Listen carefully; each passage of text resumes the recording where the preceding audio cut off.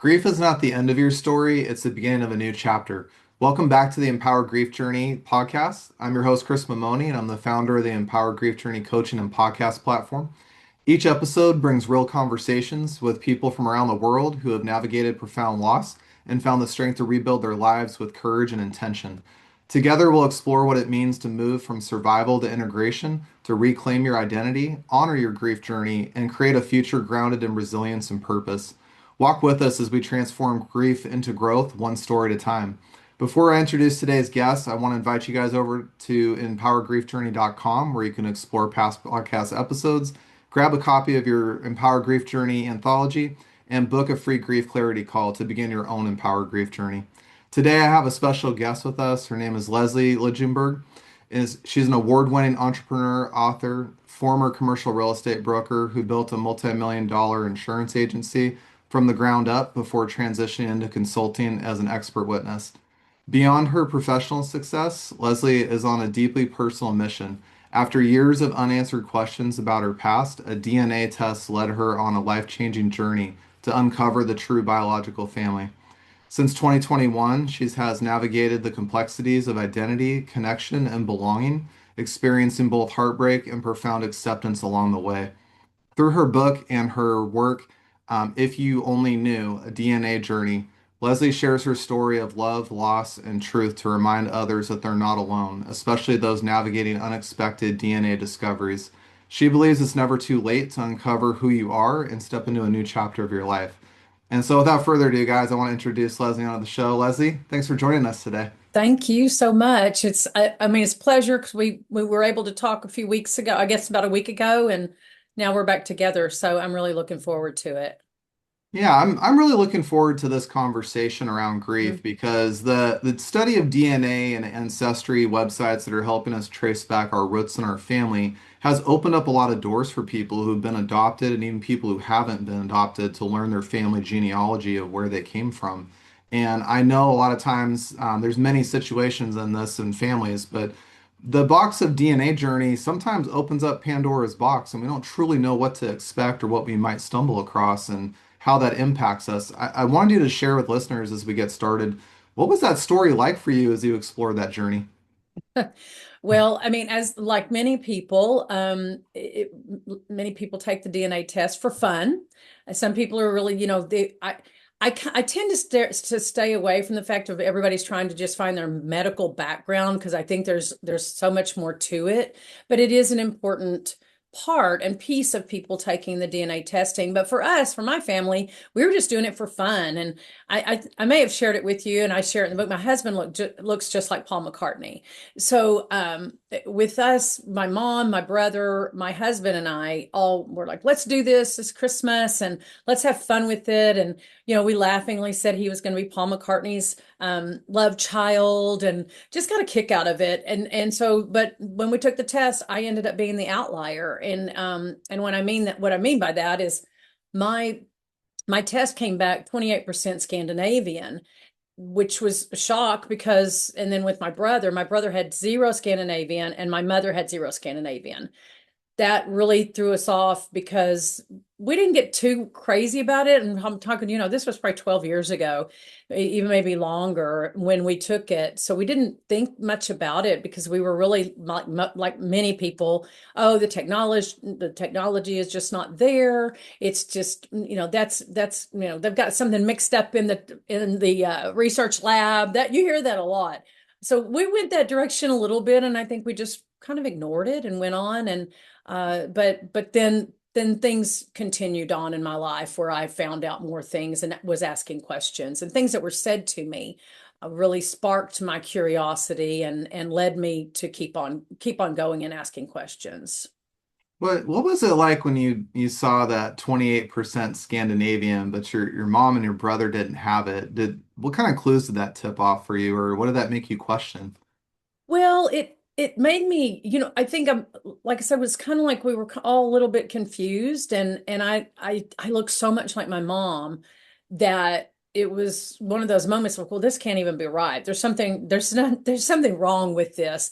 But I think it was the beginning for me of starting to ask the questions. And at the time, too, my niece, who was, oh my gosh, she was probably, so I would have probably been about 42. She was just really young. And when it came back, she's the one that said, Aunt Leslie, something's not right. We're showing up as first cousins, which was, I was like, well, that can't be true. That's not, so that was more like it solidified to me that something wasn't right because I knew nothing about what a centimorgan is. And we can talk about that if you want, but I had no clue what any of this was about. So when she brought it up to me, just what I did was, well, that okay, then there must be something wrong because I am your aunt and I'm not your first cousin. So that also sparked some questions.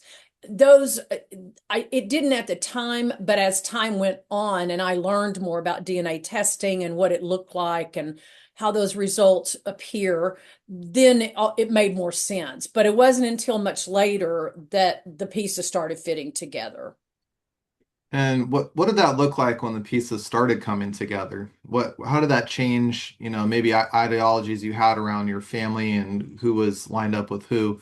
Did that make a change for you that was eye-opening, or did it confirm certain things that you've known about your family? Well, I always say that when I had my discovery, so many people it's hurtful. I'm not saying it's not hurtful because it is, but for me, it was a relief. I Everybody always likes, how did you feel? And for me, in the moment, it was a relief. But my discovery and my learning didn't come until I was probably, I'm 62 now, so I was right at 57, 58 years old when my brother and I took 23andMe. We knew we weren't connecting exactly the same, but we didn't quite understand the numbers and what it looked like. And my brother asked me to take 23andMe, and that is when the final discovery, after I'd gone through so many things, excuse me, I'd gone through so many things that were throwing up these issues, and I was going back and I was questioning my mother and saying, Mom, this doesn't make sense. This person is saying this to me. And she would say, oh, that's just silly. And there's a chapter in my book about that, about gaslighting. And my mom she had lived the life for so long that, and I have nothing against my mom about this at all. She did what she had to do and she protected me, and I love her for that. But I was hurt because I'd been asking so many questions for so many years, and she was just kind of, she was gaslighting me. She was just blowing it off and not listening to me. So when I finally realized, and that 23andMe results came up, and my brother and I are half siblings, that was just such a relief because I felt like I wasn't crazy. I was being treated like I was crazy, and I was being treated like I shouldn't ask questions. And that was very, very difficult. And that was probably more my grieving process at that point in time because I did grieve. I spent a lot of time grieving because I felt like I had been deceived, and I had been lied to. And it was very hurtful because my mother and I were very, very close. I mean, it's like sometimes I feel like we grew up together because she was young when she had us. But I was, but on the flip side, one of the sweetest, dearest things my brother said to me was, this doesn't change anything. You are my sister. And those types of things are the sweetest things that people can say to people that are going through it, because we know we're kind of changing, but we also don't want it to change for them. So I had my cousins that I grew up with. I had, all sorts of relatives that said it makes no difference. Some of them won't talk about it. They're nervous to talk about it, but many people will. And even, my niece, and it just didn't change anything from that standpoint, because I don't believe that blood is thicker than water. I think love is stronger than anything. And when you love someone, you can help them through it. But I will say, most people, many of the people in my family, they get it, they understand it, but they just don't know how to address it. And I think that goes along with what we're talking about in grieving process. When somebody loses someone, it's kind of a loss, and it's a loss for them too, because it's a change for them. And I just think people they're afraid to address it because they don't know how it's going to affect you as that person that has made this discovery or has had this loss. And Really, it's kind of the same as when you've lost a family member, or you've lost somebody that you love or something that you care about. Um, it's sometimes it's hard for people to know how to address it and to approach it. That was a Yeah, long answer for that, but I was no, no, that's a great thing, by the way, because you brought up a lot of topics around this that it's hurtful, number one, and you brought up the thing that I really love that you acknowledge is that people are not sure how to respond to that. And right, I can gather an idea in a sense of if you lived your whole life, you did this at 57, so you lived a long, long life with the story and the narrative and belief of these are my family, this is part of my clan that I'm part of. And then when you take a test like that and it flips that narrative upside down, you start to go, well, was that really true? Or what, was I actually part of something else? Did my mom tell me the truth about things, or did she protect me from something that I didn't know about? And all of a sudden, this whole narrative that you've built and your life around just collapses all of a sudden. And now, that's a big part of grief that I talk about all the time is that grief isn't always this outward expression of hurt and pain, but it's an identity shift sometimes. And right, especially when you start going down 23andMe situations, looking at things, you start to suddenly all find out that you had relatives and family, blood connected to you that you never knew about sometimes. And you can, I'll give you a good example. My grandmother found out, I think 15 years ago now, somewhere in that ballpark, that her mom had a child back in the day, but didn't tell anybody about it. And so yeah, they found out there was this 82-year-old Norwegian guy halfway across the world that was related to them. wow. And I'll never forget my grandmother going up to my great grandmother's headstone at the cemetery, and she went, "Bad woman." And I was like, whoa, like, Oh, whoa. but that to your point though, my grandma never knew that she had a brother her whole Yeah. life for 80 years and didn't know. Well, So I mean, gosh, when you got pregnant out of wedlock, I mean, or anything. I mean, women were just treated so badly, and they didn't have choices many times. I mean, the child was just taken away from them in many situations, and they didn't have a choice. Then you look at, like, I was born in 1963, so birth control wasn't even legal. So when we try to understand the concept, and we understand our grandparents feel that way, or our great grandparents feel that way, they're bad person. But truly, I mean, yes, it's generationally different, but at the same time, we still kind of look at people that way. I mean, I think sometimes, I think we're becoming more evolved in our society, but at the same time, there's still this stigma that is associated to being pregnant out of wedlock, or not being able to afford to have a child and to raise it. So, there's so many stories of throughout all this, and so many people are discovering these truths that they grew up with somebody that they thought was their sister, but it was really their mother, and everybody kept it a secret. So that it just we're still dealing with it. I think the greatest thing about it, though, are their stories like my story, and thousands of people that we're learning that these things happen. And it does not mean that you love anybody less. It doesn't mean, people ask me all the time about, I'm mad at my mom. They say I'm mad at my I am not mad at my mother. And I make that very clear in my book and anything that I talk about. I'm blessed to have had my mom, and that she barely had a high school education. She found a way, and she found a way to survive. And that's what I have to appreciate. There are still people in this world placed for adoption, and that's a beautiful thing too. And I'm going to touch on that just a little bit, because I think there's some really negative things going on in the adoption world right now. And there are many people that are adopted that have taken this attitude of, well, you would have just been better off not being adopted. And I just go, wow, how can you say that when there's so many people in this world, one, that long to have a child and are unable to? You and I have talked about that. But then also, people that have to make a really, really hard decision, what's best for the child.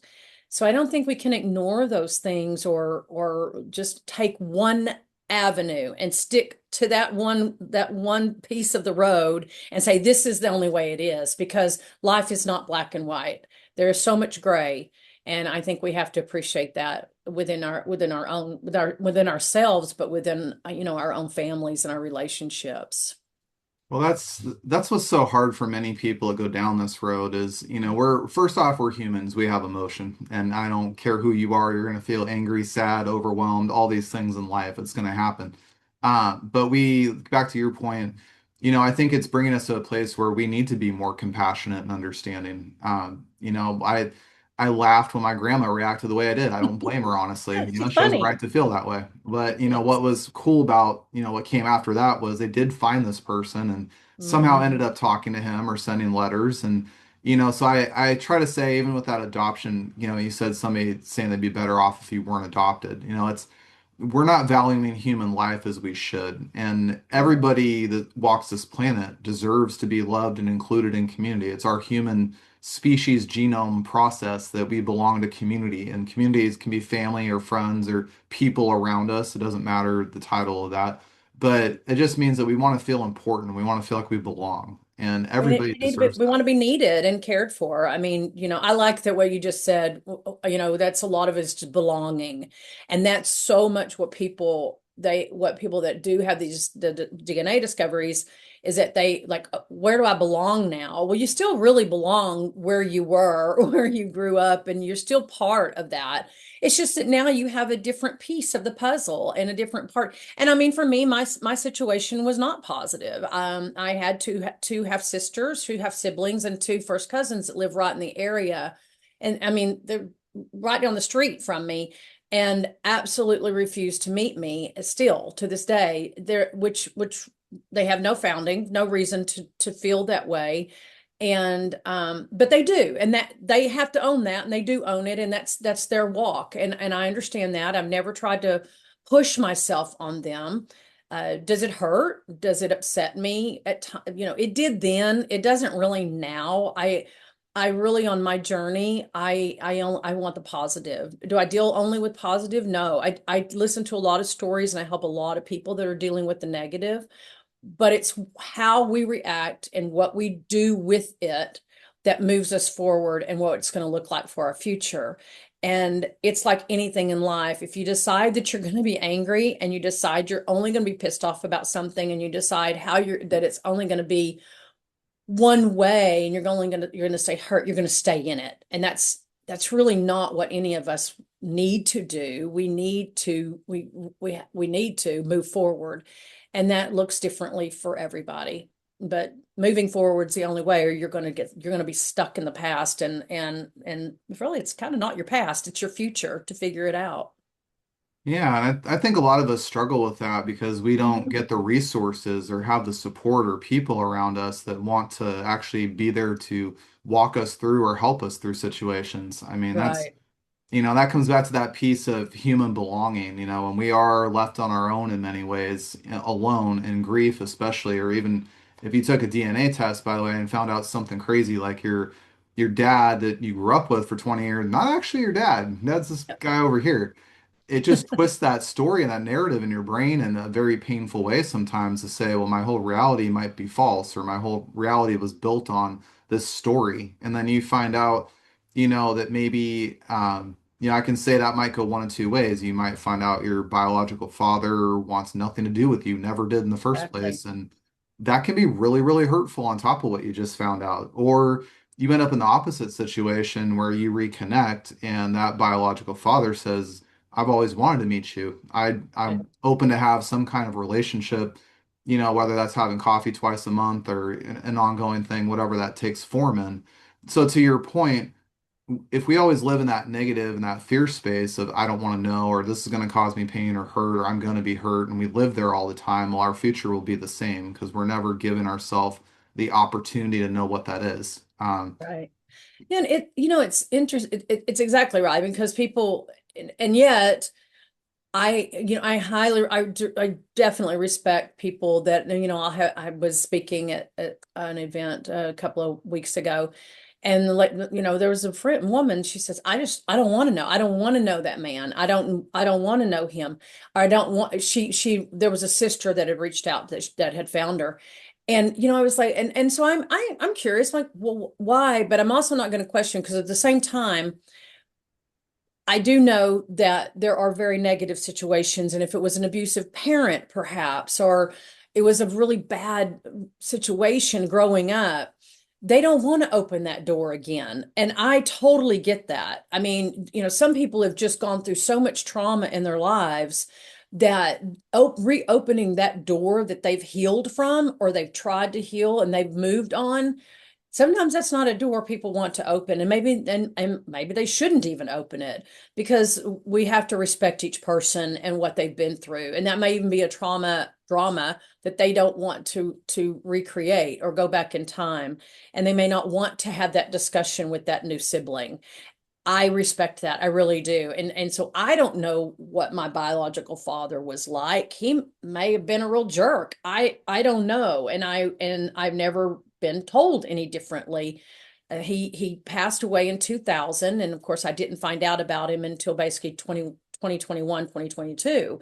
The one thing that did come out of that, and again, I didn't go looking for the medical side of it, but when I did find him, I did find out that he passed away of leukemia at the age of 60, which was really important for me because though I wasn't looking for those medical results, it was important to me because I didn't have anybody in my life that had leukemia. So now I'm able to kind of rewrite my medical when I do go in, or if something happens to me or I'm sick and we can't quite diagnose it, I've got a different dialogue with the doctors and the medical field, and the people in the medical field. So it is important, and we should understand our genes, and there are organizations out there. One of them is called Right to Know. I'm not real involved in it, but I do know that they support the right to know. You have a right to know your past.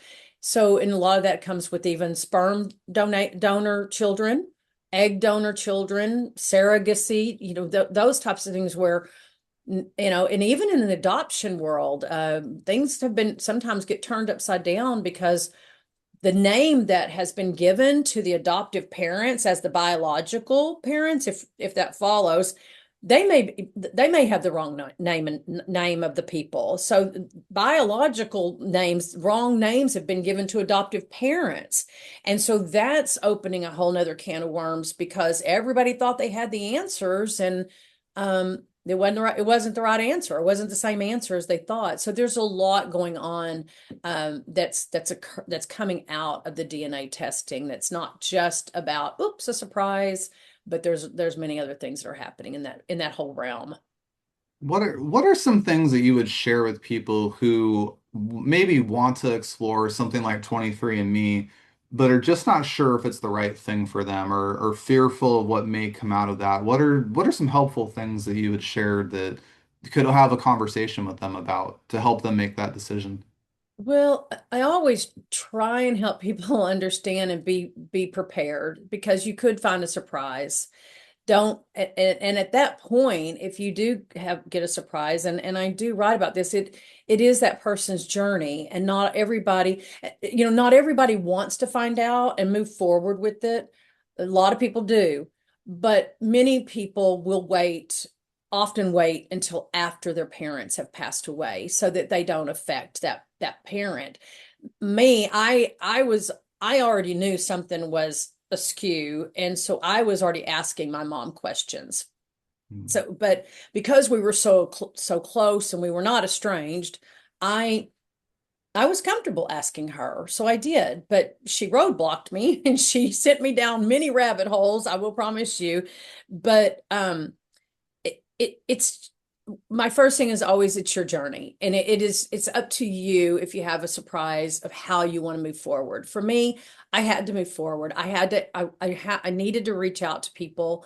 It didn't always turn out the way I wanted it to, but that's life. You don't get it the way you want it to all look and rosy and peaches. Um but be prepared. That's my first thing, is be prepared. You might find a surprise. I always kind of laugh at people. I get tickled at people that say, "Oh, well, I know who my dad is. I know who my mom is." Well, I did too. So that's kind of, I don't know if I get annoyed with that kind of behavior sometimes, but I'm like, well, we all of us that had a surprise thought we knew what our lineage was. So I always, say be prepared. And if you don't want to know the truth, you might not want to go and take the test because it happens a lot. But then I will also say it's also kind of fun. And if you ever had any questions and you were in question about something or something wasn't quite right, it is a point of relief. It was for me. And yes, again, I always say I'm not, I've shed my tears. This was not easy. And you and I were talking the other day and I just started crying over the smallest thing, but it still hurts. It's still a change in your life, but at the same time, it doesn't have to be all bad. And so you have to open your heart and you have to be willing to accept the good, the bad, and the ugly because there's a little bit of all of that usually when you've had a discovery. Um, and I don't know what else I would really say to anyone. I got for me, I just say don't be afraid, but I'm not a very fearful person, so I didn't mind taking the risk. Yeah, and I think for a lot of people, it's just that unknown, and we're just not Mhm. sure how we're going to respond or how we're going to deal with something that we find out that we may not like. And I think Yeah, that, the hard part of our life is with the way society is nowadays is we always focus on the positive and the happiness and the brightness, and we always focus over there. And this over here, the darkness is always there. We just don't yeah, choose to focus on it. But we also, by the way, because we don't focus on it, we don't know how to deal with it when it comes out. So we either deal with it really poorly or we deal with a lot of anger and frustration and blame and things like that. And so I do yeah, think that if we were allowed to give ourselves an opportunity to say, this does exist over here, it may or may not be bad, we don't know. And before, right. making judgments or assumptions, give ourselves that chance to know. I will say that, growing up, I didn't really know who my dad is. I've never met my dad ever in my life. And Okay. my mother only said, negative things about him, but that's her experience and it is what it is. But, Yeah. I did end up finding my dad recently, and my dad doesn't want anything to do with me. And that's okay. Okay. I'm fine with that, Mm. And His loss. I'll just say his loss. yeah, but here's the thing though, is that I had to realize is that, he and my mom split up for whatever reason. Doesn't matter. It wasn't my marriage. But on top of that Right. though, he's been living his life for 40 years. He doesn't know me. I'm a stranger. And Yes. so for me to have such high expectations to want that relationship or want to know him and not respect that on the other side, he may not want to reciprocate that, it's setting me up for failure in a lot of ways to be very angry. And so I approached that situation with the one conversation I had with him over a messenger thing, and I said, he's just lived his own life and he's happy. He likes where he is, and I Yeah. don't need to. I don't need to hold any frustration over it. I don't need to be mad at him. I don't need to. Whatever happened, happened. But at least I know he's out there. I know who my dad is. And, if something comes of it, great. If not, that's okay. And that's where I hope that people that want to do DNA testing approach it like that. Give yourself the control, give yourself the decision power. You don't have Right. to do things, but leave yourself open that the opportunity might be there for something good. Yes. Well, I always say, I guess another thing I would say, give yourself grace, and Mm. and grace for other people too, because like with your dad, I mean, we don't know what happened so often, and when nobody wants to talk about what happened, we're the kind of the person in limbo there, and it's I always I do write in the book too about don't go in. I probably did a little bit, like a bull in a china closet is always, but I didn't go in that fiery. I did not, and some people do, and you're the reaction. You're going to get a reaction, and it might not be the reaction that you want. I also say too, because Chris, you just made a really good point, is that maybe it's where your dad is now, or and maybe it changes, and so we see that a lot. We see that with somebody with this person never wanted to have anything to do, but all of a sudden the gears start shifting and things change, and then maybe they have a life changing experience, and or it happens to them, and they're going, wow. I mean, you begin to look at it differently. So I'm okay with not ever knowing my sisters. I truly am. I do have two cousins that I would still like to meet. I think they're good people. But it is their decision. I've placed myself in front of them, but if they decide not to, then they don't have to. But I still know over time, we're all still young enough. that that things do change and life changes, and so maybe they'll change their mind one day, and maybe they'll feel differently about it, and if they don't, that's okay too. But you know, I I think that's the best place for us on how to work through those situations. I yeah, mean, I always say it's the duality of things. You can have both yes, outcomes in the same place. And I think well, that's a beautiful way that you said that. I wanted to, as we get closer to wrapping up the podcast, I sure. wanted to ask you about your book and when did you write the book and how did you come to that place of wanting to write it? Well, I always say my catalyst, the line in the sand was the way that I was treated by my sisters. Mm. I it was a discovery aha moment for me. I thought, oh my gosh, I'm a pretty strong-headed, strong-willed person. And if I were struggling with something like that, I knew there had to be so many people out there that were struggling. And I had a hard time finding support. You and I have talked about support systems. That was in I, I was at a point where I was like, I really felt like I was out there just I was flailing, trying to find information and just trying to put the pieces together.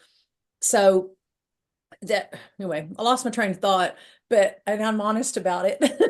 No, But it's okay. That happens sometimes. We're thinking yeah, about good things here. No, yeah, you so you were yeah, talking about learning how to write your book and figuring right. out that Okay. Sorry. process. So yeah, that was my catalyst. Thanks for helping me, Chris. That was No. my catalyst of just saying I needed to do this. I needed to share my story.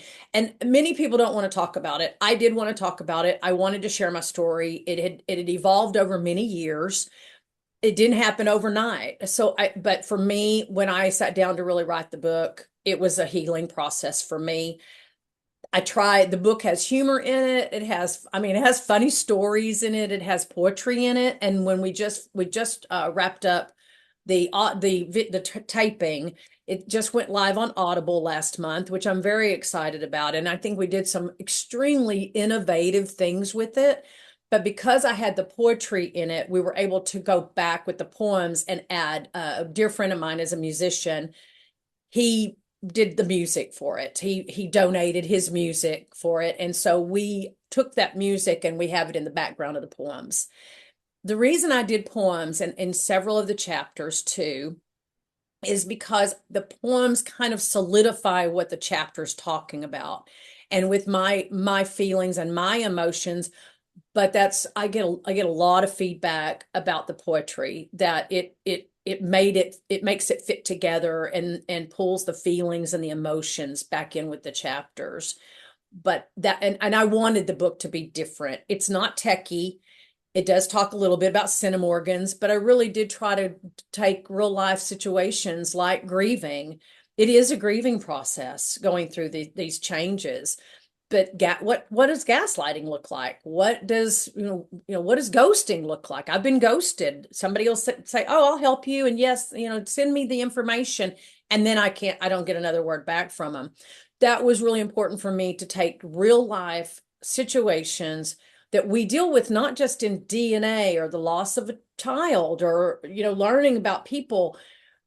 It's not just about that. This is stuff that happens every single day in our relationships, and I wanted to address those things so that it wasn't just about DNA.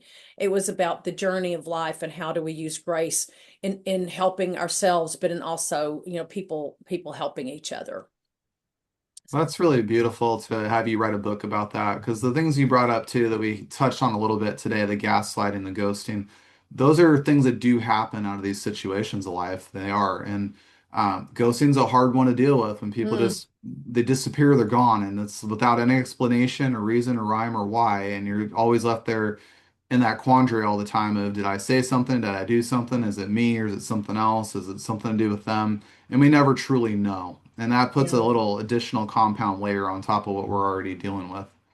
Well, I think so. Because it's very hurtful. But I do talk about ghosting. There are times where you just need to disconnect from a person if they're being harmful or stalking you or being an issue. I mean, that's totally different from what we're talking about of being kind to another human being. And so I'm not a psychologist, but I did bring in information from psychologists and what this looks like and how it can make another human being feel.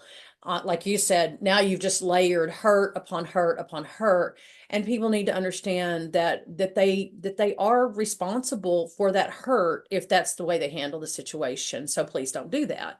That's just not a nice thing to do to another human. Yeah, and I want to ask you as we wrap up the podcast, Mhm. what is a centimorgan? I'm curious Okay. about what that means. Okay, so briefly, just not be tech. So a centimorgan basically is the length in our DNA strands of how close we are to another person. So the larger the number, the closer you are genetically to that person. So I think you and I talked about it. So like a parent would be like a 3,600 if you look at your ancestry centimorgans or 23andMe. So, and then as if we were siblings, you and I would drop down from our parents. And if we were full siblings, our centimorgan with each other would be like 1,700 or 1,600. So the further you go away from genetically connected to someone, through the DNA strand, the smaller the number. So you have an uncle or an aunt, they'd be like a 1,600 or 1,700. So the centimorgan is just simply our distance in DNA with another person. Did you freeze on me, Chris? Oh, Chris, I lost you.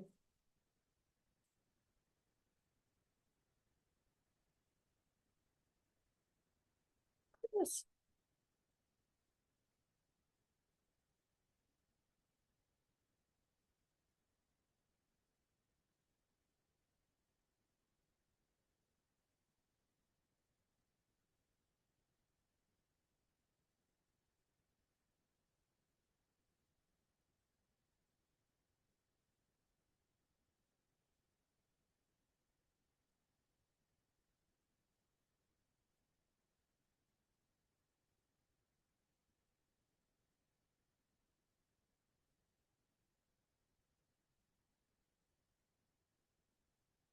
Chris, are you there?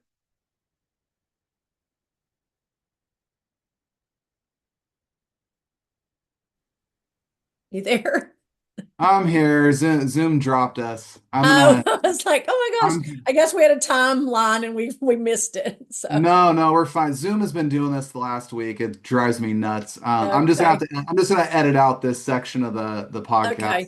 Well, Um, I didn't know. I was like, so well, I can get back in. yeah, no, let me do this. I'm just gonna re-ask you what a centimorgan is so I can just Okay. kind of tie it together and then we'll just keep going like this didn't Okay. happen. Okay. And we'll get it wrapped up pretty quick. Okay. So Leslie, I'm really curious. Tell me more about what a centimorgan is. Okay. So as we're talking about not being too techy on it, but a centimorgan is basically the distance on our DNA strand to another person. So, so the larger the number, the closer you are in relationship to that person. So we'll use our parents as an example. Both parents would probably be like in the centimorgan number, like a 3,600 or 3,700. Then you can look at your ancestry. I like it the way they do it. It's easy to see. But then, so like if you and I are brother and sister, full blood brother and sister, it would drop down from our parents. And so we would be like half that, 1,600, 1,700, something like that, around that. And then an uncle or an aunt would be the exact same. They would be the same because we're so close in proximity to them on the DNA strand. So the further away you get from someone in relationship on the DNA strand, the smaller the number. So you can, that's when you see something on your DNA testing and it's like 0.04, blah, blah, blah. That's a pretty distant cousin. So you're talking like Okay. fourth, fifth, sixth cousin. You probably share great grandparents. I mean, it can go back that, great grandparents. So somewhere in our lineage, we're feeding all into that strand, but the further away we are, then the lower the number. And a lot of people do not understand what a centimorgan is, but it's pretty simple, but it's just understanding it. Yeah, it sounds really like a simple concept, but to apply it into your genealogy you pull up when you do the 23andMe type of ancestry report can really help you determine actually the closeness of that person on there. Because that was one of my other questions I had too. We'll wrap up after this, but I Okay. wanted to ask you about, when we are looking through these DNA reports, how accurate are those things, would you say, in your experience? Ooh, well, now I think they're very accurate. It doesn't, the results just don't lie. They just don't.